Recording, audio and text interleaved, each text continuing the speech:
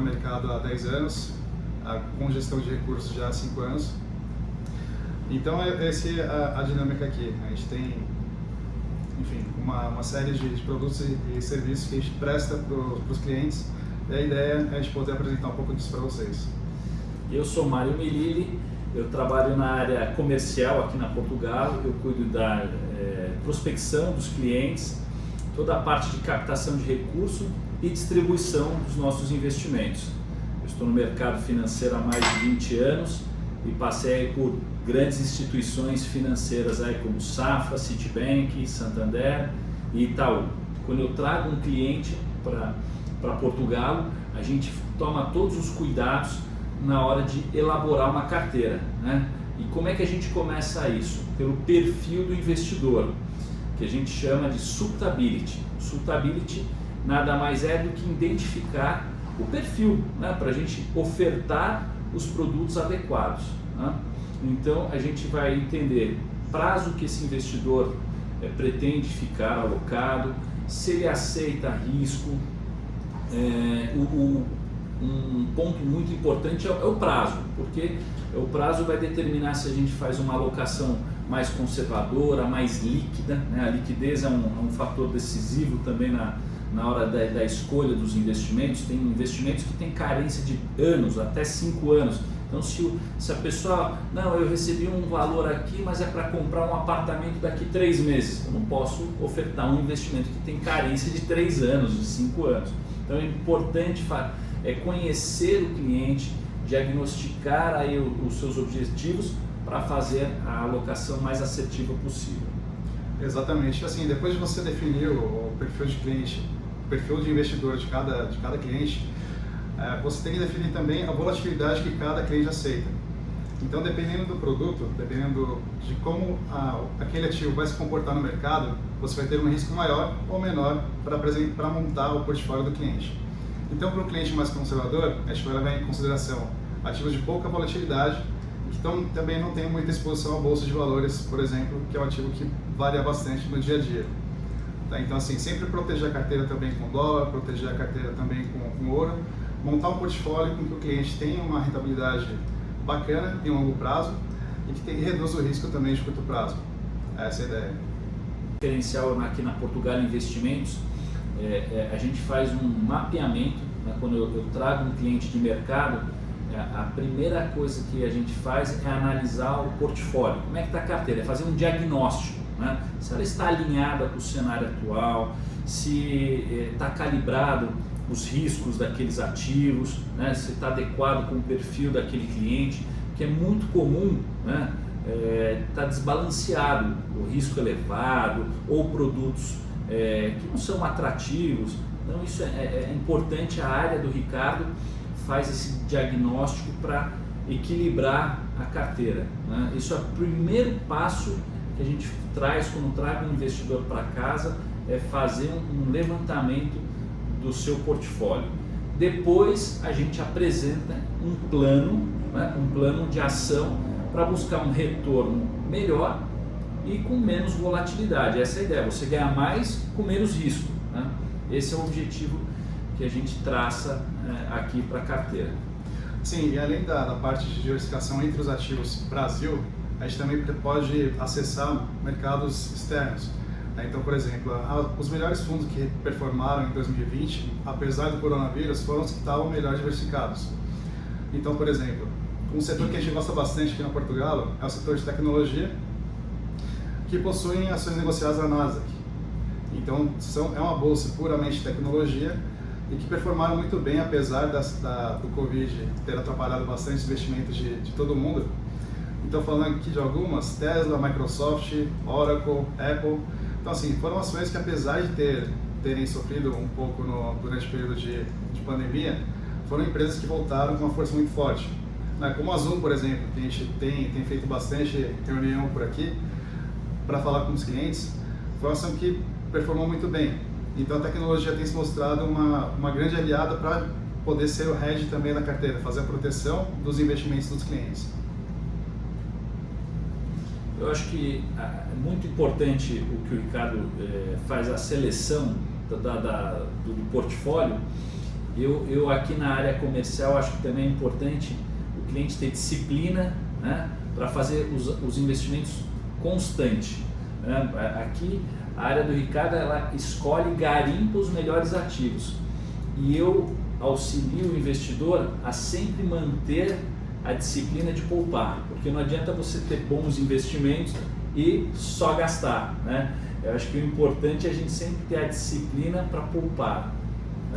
Eu acho que quando eu converso com o cliente, a gente busca traçar um plano de médio e longo prazo. Né? Disciplina, eu diria que é tudo para conseguir constituir o seu portfólio. Do que eu falei agora há pouco a respeito de Nasdaq também, um benefício que a gente tem agora há pouco, teve há pouco tempo no Brasil, são as BDRs que estão disponíveis para os investidores em geral. Então, por exemplo, antes o investidor, para comprar uma BDR, que é uma Brazilian Depositary Receipt, que é uma ação americana negociada no Brasil, precisava ter um volume de R$ 1 milhão de reais, se provar como um investidor qualificado. Só que agora é aberto para o público em geral.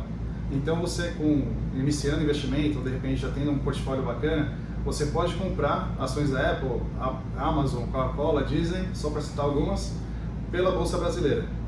Então tendo esse ativo para poder diversificar a sua carteira, ainda mais que está sendo lastreado em dólar, faz total sentido para o cenário que a gente está vivendo, porque a gente está vendo uma forte alta de tecnologia e também uma valorização muito forte de dólar. Então ter isso na carteira realmente para o momento faz sentido. Eu sempre digo que não é importante o quanto você ganha e de fato é importante o que você poupa. Eu atendo clientes que têm uma renda altíssima e gastam tudo. Então o ideal é você ter disciplina, não importa quanto, você vai determinar, eu quero guardar 10%, 15%, 20% do que eu ganho. O importante é isso, é conseguir ter essa disciplina de poupar. A tecnologia com certeza faz parte do novo mundo, você poder ter acesso a esses produtos, ainda mais em bolsa brasileira, sem necessidade ainda de fazer o envio do capital para fora, que é um assunto que a gente vai abordar também, mas o setor de tecnologia realmente é uma dica aí para os próximos períodos. São as ações mais promissoras, né? A gente entende aqui que o que se saiu bem nessa pandemia foram justamente as empresas de tecnologia, né? Tecnologia e saúde. A gente busca sempre no portfólio ter papéis dessas companhias. Informação fora do balanço, com certeza, o novo índice ESG, que é um índice de governança e também de quão sustentável a empresa é perante a sociedade. Exatamente. O quanto ela contribui para a sociedade, o quanto ela não polui. Então são todos esses critérios que são necessários também para que isso tenha valor agregado. Né? De repente falar de empresa verde, de repente falar de o quanto a empresa contribui para a sociedade, ou de repente qualquer tipo de projeto que a empresa venha a ter, às vezes pode ser considerado como, o cara não está querendo ter lucro, está só querendo fazer, enfim, o bem para o próximo. Perfeito, só que isso também tem um valor agregado, você também tem, isso é precificado.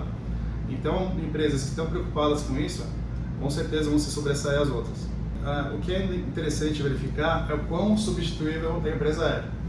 Por exemplo, a Zoom teve um lucro muito forte, mas, por exemplo, a gente está usando outro sistema aqui para poder conversar com vocês.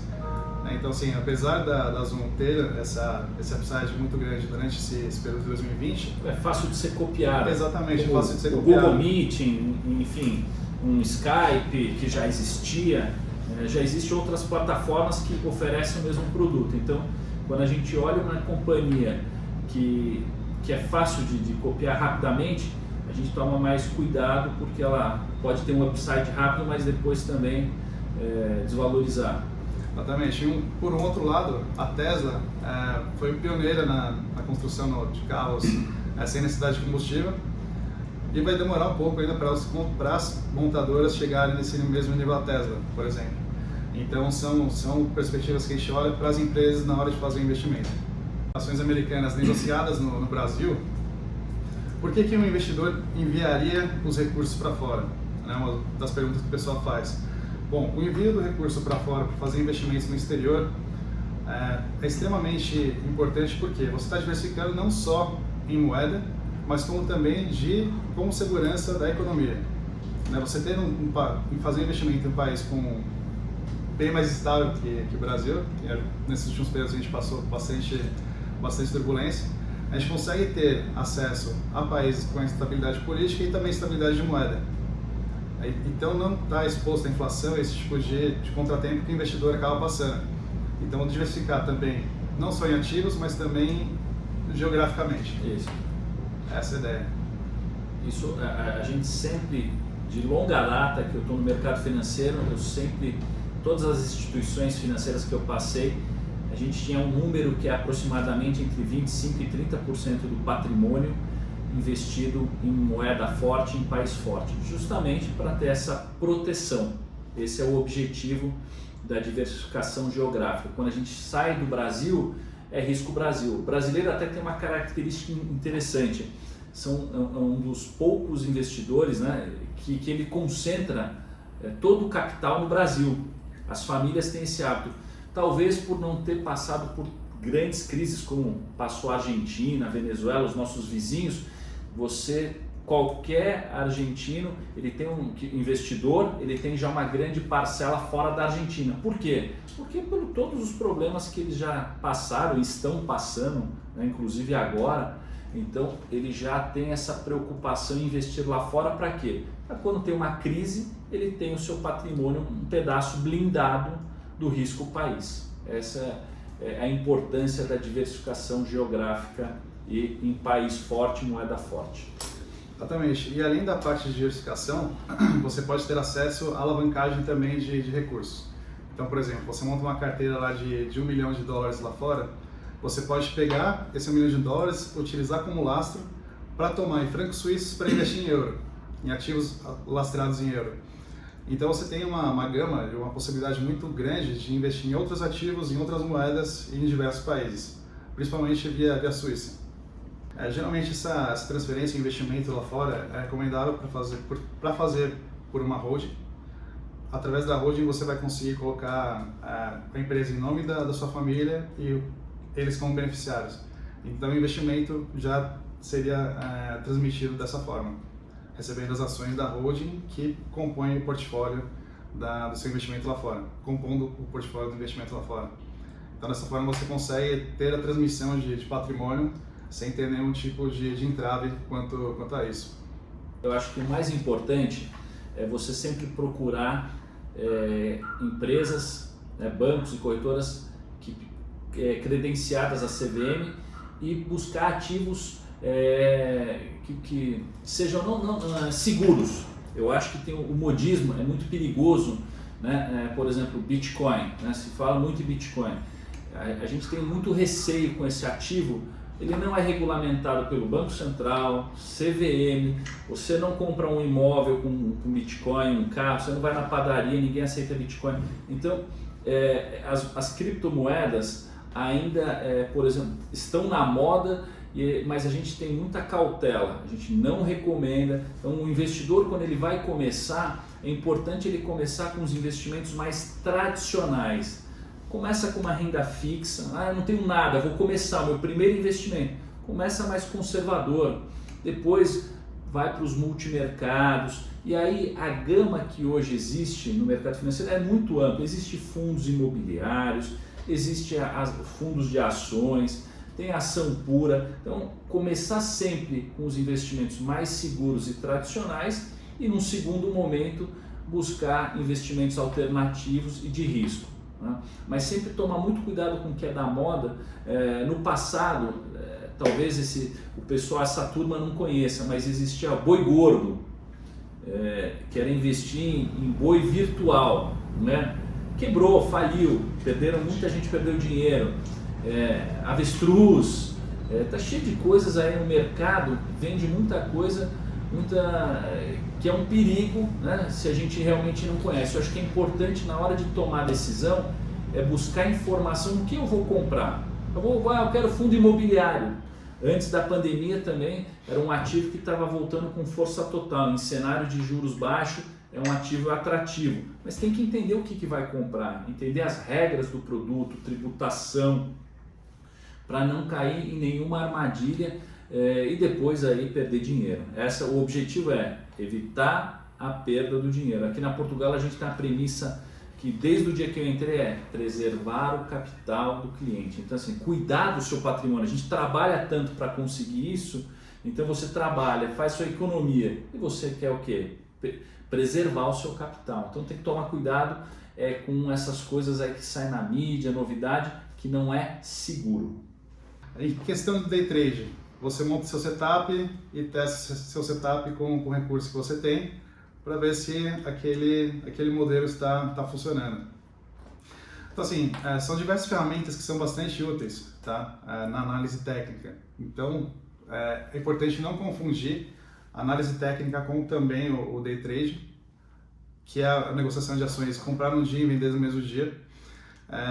Quando você tem um investidor que já começa investindo como day trader, você tem um comportamento muito próximo de um jogador de cassino, né, que vai lá e aposta numa ação como da mesma forma que ele pode apostar num cavalo, né?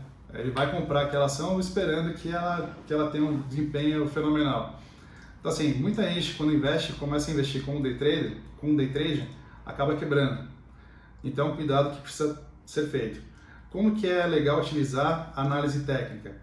Você vai ter ali pontos de resistência e pontos de suporte que você vai poder utilizar para comprar uma ação dentro que esteja de acordo com um bom fundamento. Utilizando dessa forma, você vai ter uma análise técnica muito mais aderente ao seu modelo. Você vai ter um investimento em longo prazo, você vai ter um lucro também com os dividendos que essa empresa vai te pagar. Você não vai comprar uma ação esperando que ela suba, mas realmente com a mentalidade de se tornar sócio daquela empresa e que ela tenha um bom desempenho a longo prazo. E que isso não está relacionado ao day trade, né? Na verdade, eu acho que isso é mais um pensamento empreendedor, né? Quando você compra uma ação, você está se tornando sócio daquela empresa. Então você tem que acreditar naquela empresa, nos fundamentos da empresa. Eu acho que quando você faz uma análise fundamentalista, eu acho que você está indo para um caminho melhor do que o especulativo, né? O day trade é muito especulação. Eu vou entrar agora, comprar, eu acho que vai subir, vou vender. É difícil acertar. Até os grandes gestores experientes nem sempre acertam. Então, agora, quando você analisa uma empresa e você quer se tornar sócio, porque você acredita naquela empresa, eu acho que esse é o caminho de você começar a comprar. Eu vou comprar a ação do Itaú, porque eu acho que é um banco que vai crescer, vai ganhar mercado, ele já comprou Boston, já comprou Unibanco e vai se tornar maior ainda. Aí eu acho que você pode comprar essa empresa, porque você acredita que ela vai ser líder de mercado, né? Eu acho que o Itaú vai comprar todas essas fintechs, esses bancos digitais, porque esses bancos digitais não estão dando lucro. É a sua crença, né? Junto com, lógico, com análise de mercado. Você vai buscar essas informações do mercado para formar a sua opinião, né? Eu acho que isso é importante na hora de escolher um portfólio de ações. Como individualmente é muito difícil, através de fundos de ações, né? Então gestores vão analisar diversos segmentos e vão diversificar. Então você vai encontrar fundos que têm diversos setores. Você vai ter banco, vai ter consumo, vai ter construção civil, vai ter hotelaria, shopping. Então ele diversifica o portfólio, então ele minimiza o risco, né? Então se algum segmento não está indo bem, né? Saiu o balanço agora dos bancos, então saiu o balanço de várias empresas. Então o setor ali, o fundo ele pode ser diversificado. Eu acho que como sugestão, o caminho seria começar pelos fundos de renda variável. Eu tenho um apetite para risco. Em vez de começar com day trade, começa com fundos de renda variável. Essa é a minha sugestão. Exatamente. Um ponto legal que eu lembrei agora foi quando a TAM foi antes de ser adquirida pela LAN. Era uma empresa super bons fundamentos, que estava num ponto bom de compra na análise técnica também. Então o trader foi lá e comprou dentro de um fundo de um amigo meu.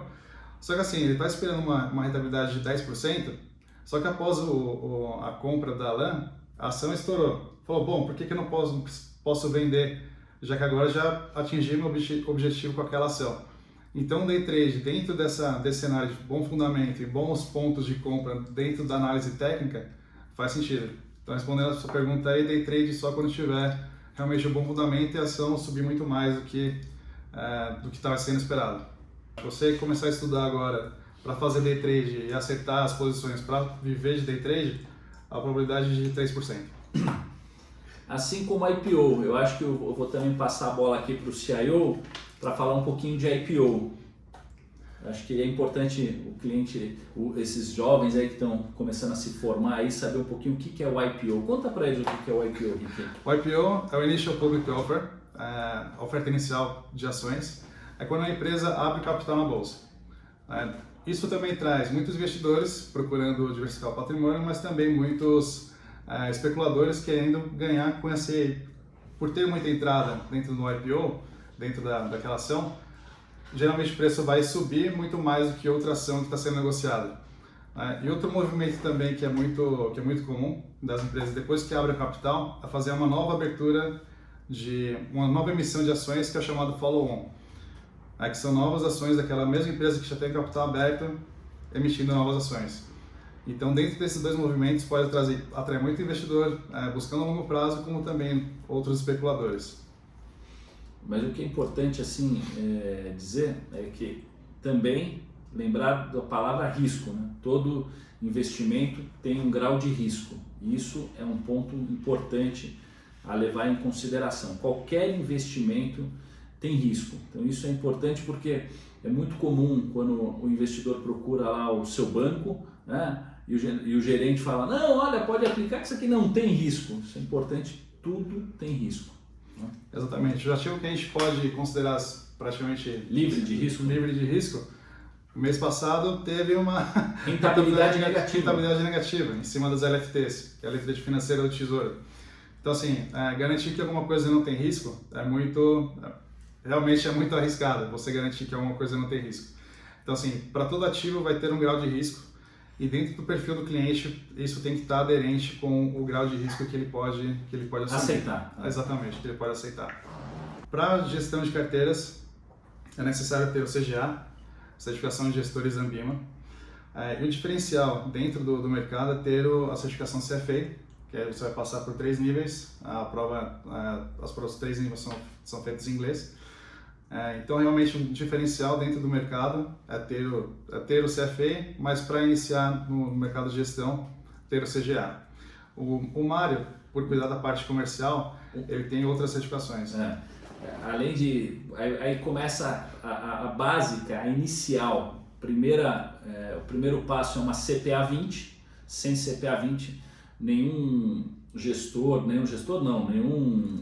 assessor, consultor pode falar de investimentos. Ele primeiro a certificação é a CPA 20, depois existe o CEA e o diferencial ainda no mercado é o CFP, né? Então eu sou certificado pela Planejar, eu tenho essa certificação CFP que é para justamente poder falar sobre investimentos.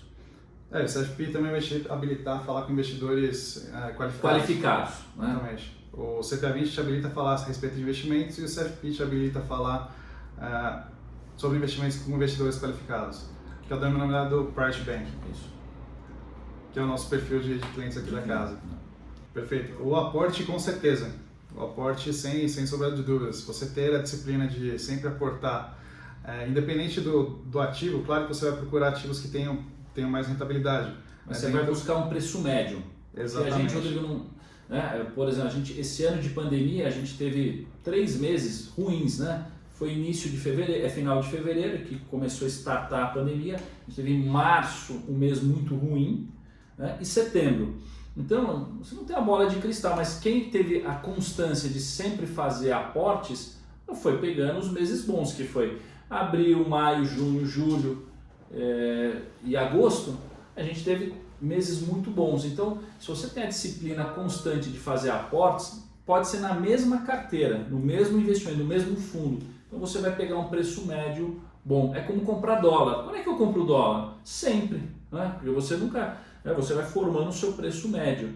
Então, é importante você ter a constância e o ativo que a gente compõe na carteira, a gente vai estar muito alinhado com o seu perfil, né? O que eu comecei falando do Suitability. Se todos os bancos, você precisa preencher esse questionário que é para a gente identificar se você é conservador, moderado, arrojado, agressivo. Então é a hora que a gente vai diagnosticar o seu apetite para risco. Então aí a gente, você é jovem, se perder um pouquinho agora não vai fazer, você vai ter tempo de recuperar, então a gente pode buscar ativos mais moderados. Mas a gente sempre gosta de começar sempre conservador e com constância. Na verdade, você consegue entrar em diversos fundos com o valor de R$100, R$500. Então assim, você ter esse volume inicial, o importante no começo é você manter a disciplina independente do volume, né? Porque isso vai te criar um hábito e o hábito vai te levar onde você quer chegar em relação aos seus investimentos, né? Então, independente do volume que você vai começar, eu não vou começar a investir porque eu tenho muito pouco. Não, tá errado. Se você nunca investir, você nunca vai ter muito. Então, essa é a estratégia. Sempre que você tiver qualquer dinheiro sobrando, ou de repente a primazia do que você já recebe, separa 20, 30, 15% do seu salário, define primeiro o que você vai investir e depois o que você vai gastar. Então, você recebeu seu dinheiro, paga primeiro você mesmo, separa o volume que você quer para o investimento e com o restante você gasta da forma que você achar necessário. Aqui no escritório, inclusive, a gente criou tem uma divisão aqui que é o Clube do Milhão. Aí você fala, o que é o Clube do Milhão? São os filhos, porque os nossos clientes já são pessoas que já conquistaram seus milhões e os filhos estão começando, que são todos vocês aí que estão começando a entrar no mercado financeiro. Então, a gente tem aqui um guarda-chuva, uma área que justamente para ajudar você a conquistar o seu primeiro milhão, que é o Clube do Milhão. Então, são os filhos dos nossos clientes que a gente orienta, como o Ricardo falou, com pequenos aportes, né? Ninguém chega no primeiro milhão se não começar. Então você começa R$1.000, R$1.000 todo mês, juros sobre juros, vai diversificando, é o caminho para chegar no primeiro milhão. Se você não começar e não tiver a constância e disciplina, não chega lá, né, cara? Exatamente. E o mais importante é você ter acesso aos produtos que os pais têm. Então, de repente, você poderia investir num fundo, né? Investir em um ativo que o seu pai, que já é milionário, consegue acessar, você também vai conseguir acessar na mesma carteira. Eu acho assim, aqui até fazendo um comercial, a gente tem um fundo aqui da casa que você consegue iniciar com um aporte de R$20.000. Se você individualmente quisesse comprar esses ativos que estão dentro do fundo, precisaria aproximadamente hoje 750 mil. Então, quer dizer, você não tem 750 mil, mas já tem 20 mil, você vai ter acesso a um fundo multimercado que lá dentro tem várias estratégias, está diversificado. No nosso caso, a gente tem um risco baixo, uma volatilidade de 2%. Então, eu acho que é aí que começa o caminho à construção do seu patrimônio, né? Essa é a dica aí para quem quiser conhecer a Portugalo. Visite o nosso site pelas redes sociais. A gente está lá, Portugalo Investimentos, no Instagram. Que mais? No LinkedIn e no YouTube. Quando você está começando, se você começa com um fundo muito arriscado, de repente comprando uma ação que está todo mundo comprando, você corre o risco de perder aquele patrimônio inicial muito rápido. Então a ideia é que você primeiro monte um colchão de investimento para depois começar a pensar em diversificar em algo um pouco mais arrojado, mais agressivo. Então, mesmo com esse cenário de juros baixos, para manter a disciplina de ter um investimento recorrente, é interessante começar realmente com fundos mais conservadores. Não necessariamente renda fixa. Também, você pode começar com um fundo de renda fixa de inflação, por exemplo, que vai ter um pouquinho de risco, mas um risco um pouco mais controlado, que você vai, caso precise do recurso, você vai conseguir resgatar sem nenhum tipo de problema. Eu acho que a sugestão que eu posso deixar é o meio caminho, o meio termo, nem o 8 nem o 80. Através dos fundos multimercados, você vai encontrar um retorno melhor que a renda fixa e não tão arrojado quanto a renda variável. Eu acho que esse é um bom caminho hoje para se começar. Se você falar qual é o caminho hoje, os fundos multimercados. Você sai daquele conservador dos juros tão baixos da renda fixa e não vai ficar exposto à renda variável. Opa, Aí nesse caso, o fundo multimercado realmente vai passar por esse processo, porque dentro de uma estratégia multimercado você pode ter vários níveis de volatilidade. Então você pode ter um fundo multimercado mais direcionado para a renda fixa, ou um fundo multimercado totalmente long bias alinhado com a bolsa. Então você procurar um fundo que tenha volatilidade média entre esses parâmetros, você vai começar a sentir um pouco mais da volatilidade e também os retornos e os benefícios que esse risco vai te trazer.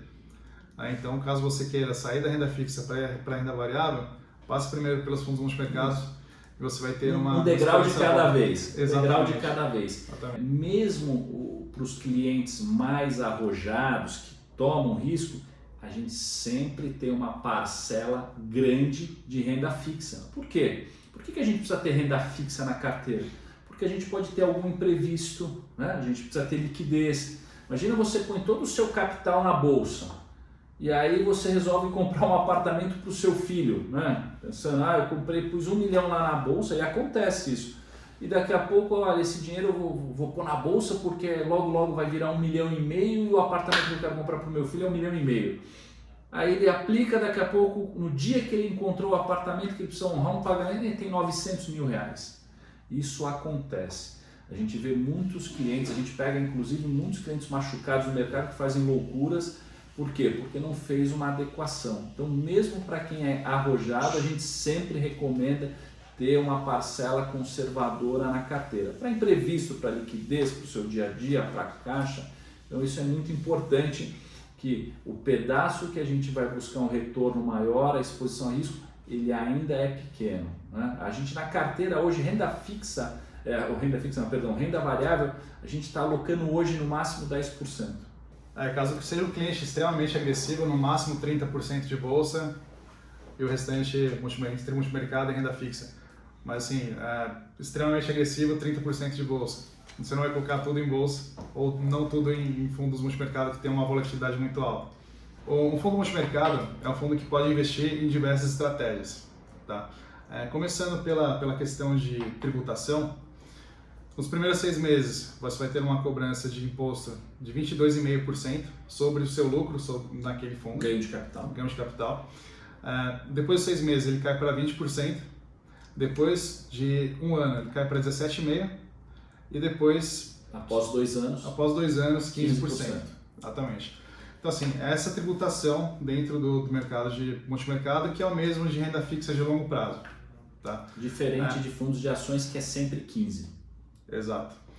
Então assim, dentro da estratégia multimercado, você pode ter uma exposição em diversos locais geográficos. Então você pode ter uma alocação na Alemanha, uma alocação no Japão, uma alocação nos Estados Unidos.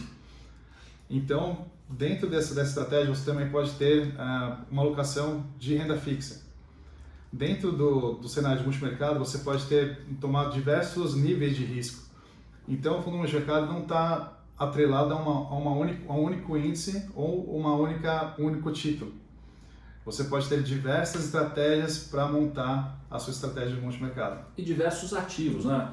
O fundo multimercado já diz tudo, né? Múltiplos. Tem câmbio, ele pode ter dólar para hedge, ele pode ter outras moedas que não seja dólar, ele tem juros. As estratégias dos hedge funds são as mais diversas possíveis. Exatamente. Hedge funds também, nos Estados Unidos é chamado de multimercado.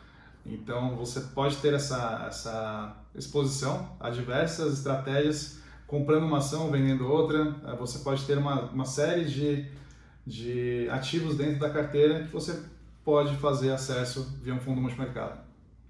De segurança é muito pouco provável, porque você pode ter uma oscilação de curto prazo, mesmo sendo um fundo multimercado com baixa volatilidade. Né? Em relação a fundo multimercado aqui no Brasil, por exemplo, é um pouco mais regulado que os Estados Unidos, por exemplo. Dentro do cenário de investimento americano, que são os hedge funds, lá que é equivalente ao nosso multimercado, você não precisa abrir a sua carteira para a CVM auditar, que é a SEC, correspondente à SEC lá nos Estados Unidos. Então, um gestor pode comprar qualquer tipo de ativo para... Eles são livres de verdade. Eles são totalmente livres e com isso pode comprar, de repente, algum ativo que não seja tão bom para a carteira, porque ele não quer mostrar. Então, aqui no Brasil, a gente tem uma segurança um pouco maior, porque a cada 3 meses a CVM abre a sua carteira para o mercado, para você ter, para os investidores saberem no que eles estavam investindo.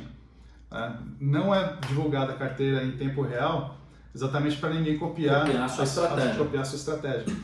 Então, assim, dentro do cenário Brasil, não é uma jabuticaba que a gente tem aqui, é algo bem regulado e com certeza você vai ter bons frutos aí, fazendo investimento em multimercado. Começar vendo bastante Bloomberg, o canal da Bloomberg na televisão, e está totalmente inteirado em relação à política, que envolve bastante em relação ao mercado financeiro.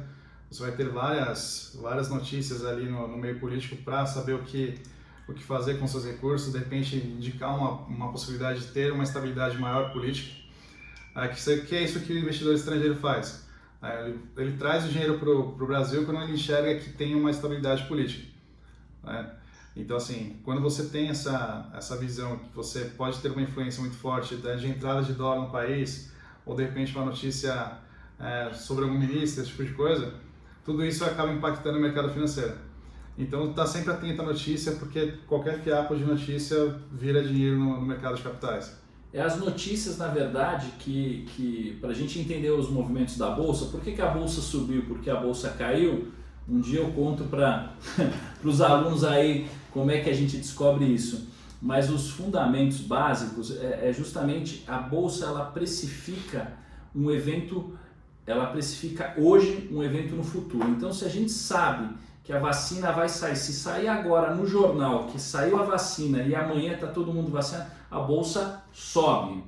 Se o segundo ciclo de coronavírus que está acontecendo agora na Europa começa a fechar todas as economias lá fora, o que acontece? A Bolsa cai. Por quê? Porque o investidor lá fora vai também tirar o dinheiro da Bolsa e buscar um ativo mais seguro. Então é assim que funciona o mercado, é com notícias. Então se vem notícias boas, a Bolsa vai subir, notícias ruins, e isso pode ser na política, na economia, no mercado doméstico, no mercado internacional. São essa série de variáveis que faz precificar o valor das empresas e das ações. Inclusive de curto prazo, a gente teve o debate agora do Trump com o Biden, que o Biden falou que talvez tornasse, não seria tão dependente assim da indústria de petróleo. No dia seguinte, todas as petroleiras, e como ele tem uma possibilidade grande de ganhar, todas as produtoras de petróleo e as empresas relacionadas tiveram uma forte queda. Então todo tipo de especulação gera um movimento de bolsa. Uma interferência no mercado. Exatamente. A gente que estava falando muito de tecnologia, à medida que todos os carros e transportes começarem a migrar para o elétrico, o que vai acontecer? Não vamos mais precisar tanto, vamos ser menos dependentes do petróleo, né? Então tende o petróleo a cair. Então isso é além da produção, né? Além da produção quando ela é superavitária. Na pandemia a gente o petróleo chegou a ficar zero, né? Negativo. Menos 40 dólares. Menos 40 dólares. Você consegue imaginar que eles estavam dando, é como se estivessem dando, se você quisesse buscar o petróleo era de graça. Por quê? Porque eles não conseguiam estocar. Eles produziram tanto petróleo e não teve consumo que eles não tinham de guardar. É como se tivesse que jogar fora. Então o petróleo, no meio alguns dias da pandemia, chegou a ter preço negativo. Hoje o barril está em 60 dólares? 38. 38, nossa, 38 dólares. 38 dólares. Não paga o custo da produção. No mercado é bem legal usar o Market Watch, é um site americano, que é ligado ao Wall Street Journal. Então, Market Watch, depois eu digito aqui. O valor aqui no... Valor Econômico é um bom jornal para fazer a leitura diária. Exatamente. Market Watch, assistir o mercado, enfim. Market Watch é um excelente meio aí para se manter informado de todos os índices do mundo, todas as notícias, e valor econômico no Brasil, muito bom. Não sei se vocês enxergam aqui. Dá para enxergar? Bom da manhã. Isso. O Valor do Amanhã é do Eduardo Gianetti. Eu recomendo a leitura desse livro, já que perguntaram. Ele fala muito do que a gente iniciou, do perfil do investidor, né? Existem diversos perfis de pessoas. Tem aquela pessoa que tudo que ganha gasta, né? Gasta com tudo, precisa ter o celular mais novo, precisa estar sempre consumindo. Quem consome muito, guarda pouco, né? E tem aquele outro perfil que é aquele que não gasta nada, não consome nada. Então esse livro é muito bacana para a gente entender os perfis de pessoas e como a gente se educar para formar a nossa poupança. Eu acho muito bacana. O equilíbrio, eu gosto, acho que uma palavra que eu uso bastante é o equilíbrio. A gente não precisa nem ser aos extremos, nem poupador ao extremo e nem gastar tudo agora, porque quem gasta tudo agora vai faltar para a sua aposentadoria. E esse livro fala muito isso. Então, aonde a gente vai achar o equilíbrio para também ter um futuro tranquilo? A gente falou muito pouco, acho que nesse tema hoje, mas é isso. A gente poupa hoje para ter um futuro mais tranquilo, mais conservador. Eu atendo nesses 20 anos de mercado financeiro, eu percebo que quem poupou tem uma velhice mais tranquila. Quem não poupou está tendo uma velhice agora mais sofrida, né? Porque a gente tem que, é um outro tema para um outro momento, é falar da previdência pública, né? Hoje a gente não dá mais para depender da previdência pública. Ela está totalmente quebrada e poucos de nós teremos esse benefício no futuro. Então, se você não fizer a sua previdência pessoal, né, a sua economia pessoal, você vai ter uma velhice difícil. Perfeito, perfeito. Bom, minha dica de livro, para quem está começando no mercado, que quer aprender a tomar risco, Os Axiomas de Zurique, que conta a história da Suíça como um país que num rochedo, não tem espaço para gado, não tem produtos de petróleo, é um dos maiores IDHs do mundo, um dos países mais ricos do mundo. Exatamente por conta do estilo de investimentos deles. Então, quem quiser aprender a tomar risco, os Axiomas de Zurique, a recomendação aí de leitura. Como eles se comportam em relação ao risco. Quem quiser visitar a nossa página, conhecer um pouquinho da Portugal, o que a gente faz, visite o nosso site. Quem quiser começar a investir, tem lá, abra sua conta. A gente trabalha com diversos bancos e corretoras. A gente gosta hoje muito do BTG Pactual. É um banco completo, é um banco que está crescendo bastante, fazendo bastante aquisições. É um parceiro nosso aqui da Portugal. Tem ali, quem quiser começar, conhecer, a gente tem produtos próprios, começar a investir, a gente fica à disposição de todos vocês aí para dar o primeiro passo ao Clube do Milhão. Bom saber dos interesses de vocês. Muito obrigado pela participação, por nos ouvir. Obrigado aí pelas perguntas.